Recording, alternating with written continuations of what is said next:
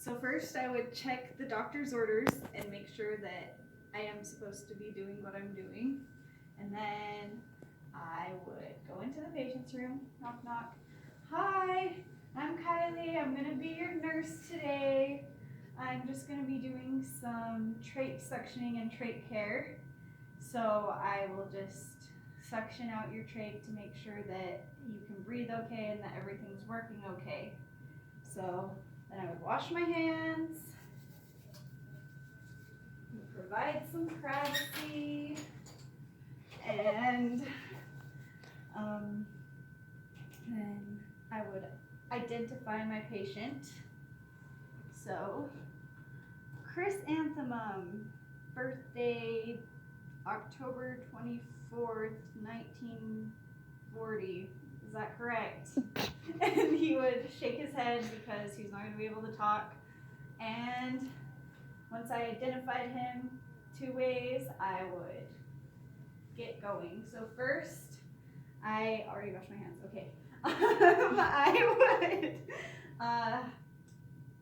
would listen for his respiratory sounds and check his oxygen and just listen for any abnormalities and if he's wheezing or crackling or just any abnormalities. And then I would hyperoxygenate,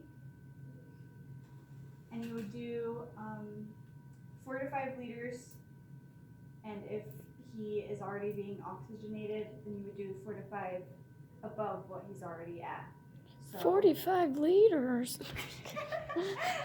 So we would just, this is so awkward. Okay, we'll put that on him and let him do that while I get this ready. So I'll wash my hands again, just in casesies. And we'll open up our kit. So we'll open that up.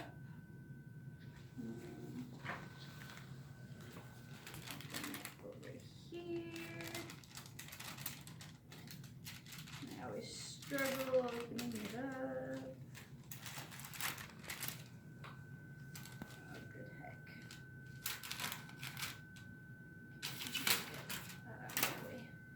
Okay.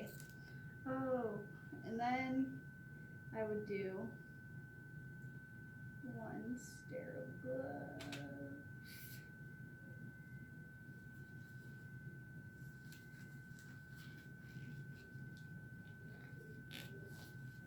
Sorry, they're probably sweaty from my hands. It's okay. Okay, and then using my sterile gloved hand, I would open up this little box and put it there, and then using my not sterile hand, I would open up this. Oh my word! You close that ball too tight, girl. You need some assistance. Perhaps. Oh, I got it. Okay. The struggle. And I'm going to take this off my neck. It's in my way. Sorry. Okay. Then, keeping this, and we would clean the lip.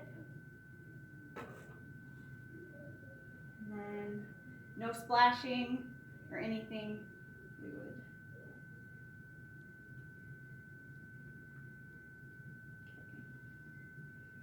Don't cross that over the sterile fill, and then close it back up, and I won't shut it tight because that was a struggle. Okay, now I will put on my other sterile glove. Oh shoot, actually first, I would get this all ready to go.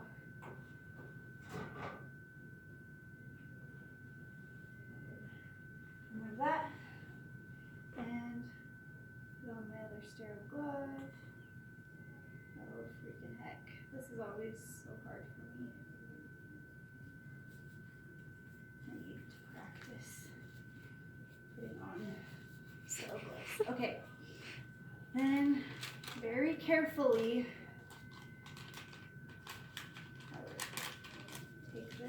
of here.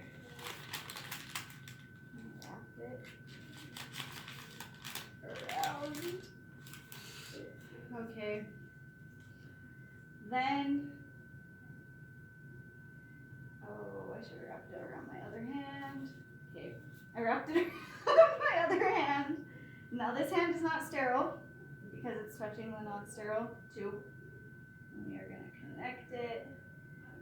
And then holding this like a pencil and not suctioning while you put it in.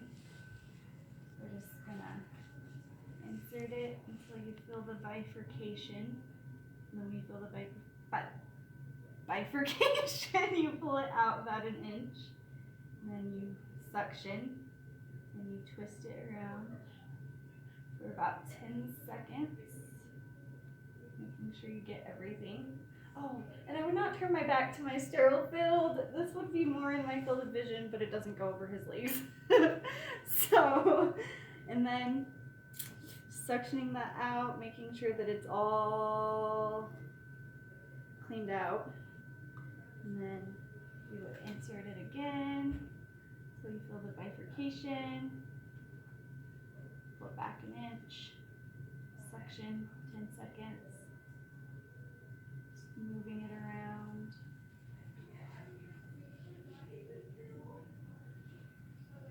Cleaning it out again. And then one more time. You don't want to do it more than 3 times, but if you do, then you would rehyperoxygenate and let him rest in between for 30 seconds. So bifurcation, pull it out, and then suction. Alright, then we're all done with that. So he should hopefully be breathing better now.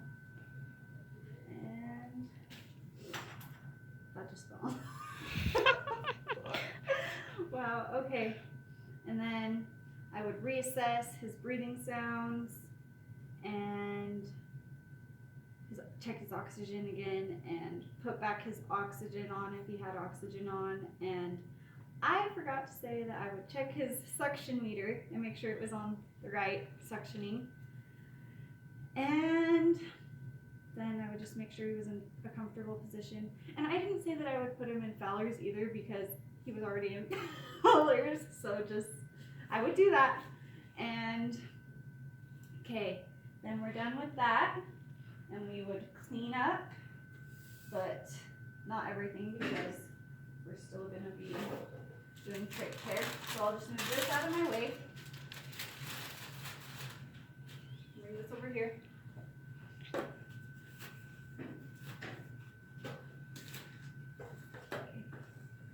So, okay, I would wash my hands again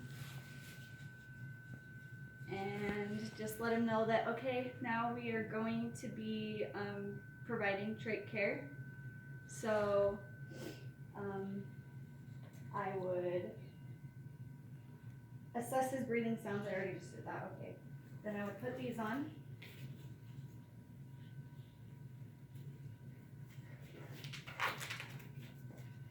Oh shoot, no I wouldn't. Ah, sorry, Joy. I would get my stuff ready first, opening it away from me. Okay. And then I would grab my little thing. Oh. Being careful not to touch anything else. Good heck. Okay. And I would put the shiny side down. I'm gonna scooch that. Okay. And then we just, ooh. That was a really clumsy drop. I would make sure that everything stayed in. Okay, And then What is that thing sticking out? Oh, it's the brush. it's Sorry. the brushy thingy. Okay. So. Okay, we'll get this ready. So clean the lip. And then I'm gonna screw this over a little more.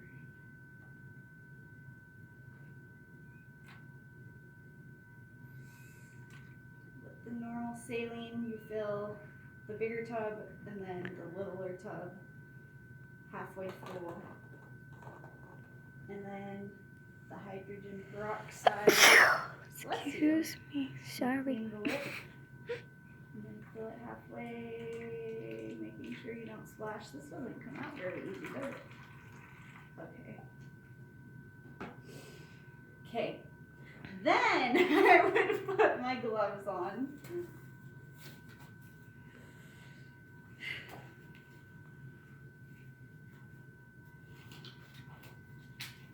And I would remove this and check the taco. The type,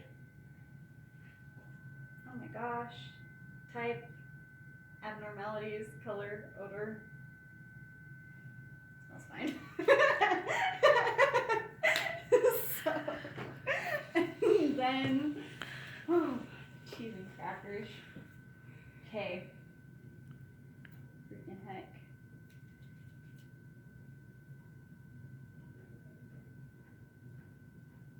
Sorry, Joy, I'm kind of having like a derp moment.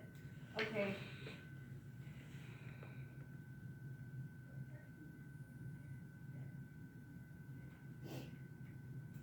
I'm trying to remember something, I'm sorry.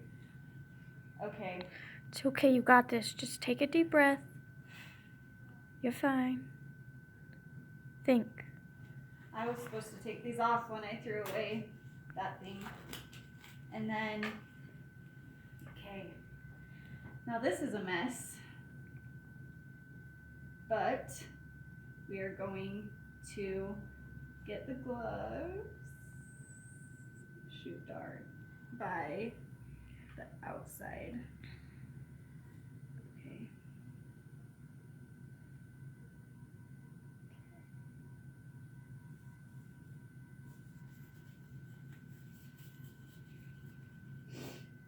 Okay.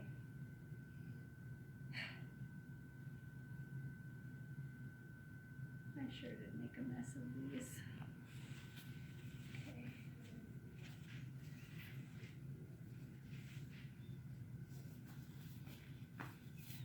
Okay, and then we would sit all of our stuff neatly, keeping it in the area, the sterile filled.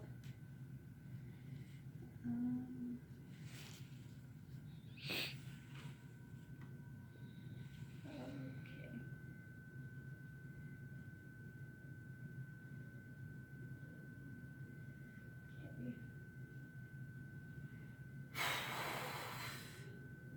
Now we're gonna take this out. Careful not to touch anything. And put it in the peroxide. And let it soak for a second. Then we're gonna clean around the stoma.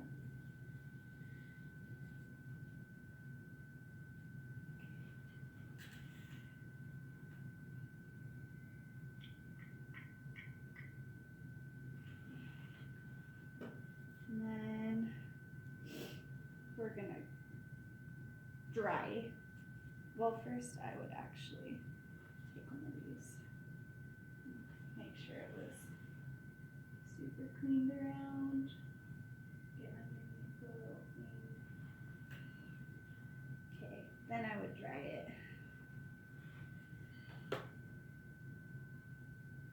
Get it all dry. then I would clean this lovely thing.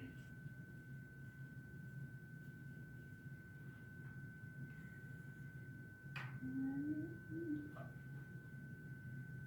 making sure, oh my, that it doesn't drip on the syrup filled or anything. I think I'm doing this the wrong way. I would do it the other way, sorry. And, okay, then we got that all clean. Then we would tap it off. And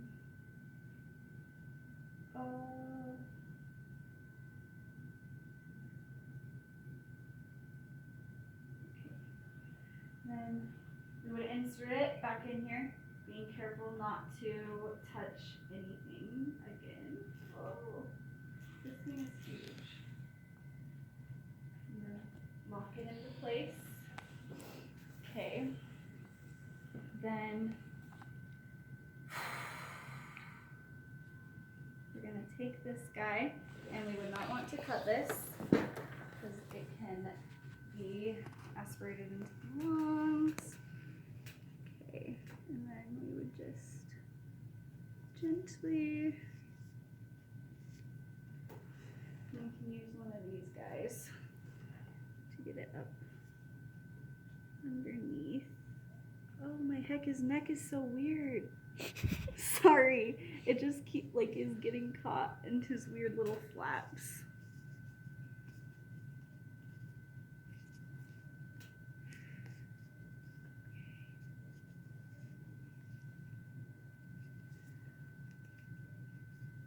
Then we would situate that.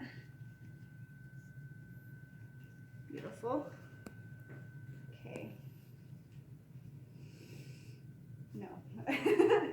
Then we would grab his tie thing.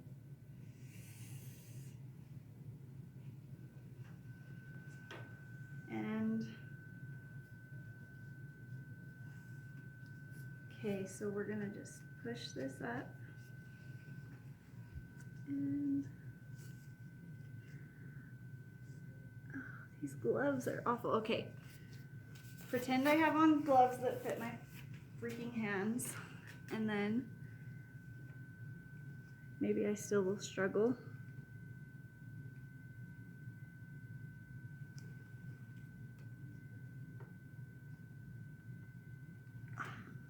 Fantastic. Okay. I'm all shaky. You're fine. You're fine. Okay. Okay. Then we would lift his head. And then come around to the other side, but for filming purposes, we're just gonna stay over here. And also, I would not lean over his spout in case he coughs or anything. Making sure there's 2 finger widths between the neck and this tie. Okay. Then we could cut off the excess. And okay, then I would make sure he was all right, reassess his respirations and his oxygen, and make sure he was comfortable. Put him back down, lower the bed to a safe position, cover him back up, get rid of, I would have put this away earlier. Get that out of his way unless he needs it. Okay, and then just make sure he's in a clean, neat, safe environment. And then I would document and make sure that everything is good. And I hope that's everything.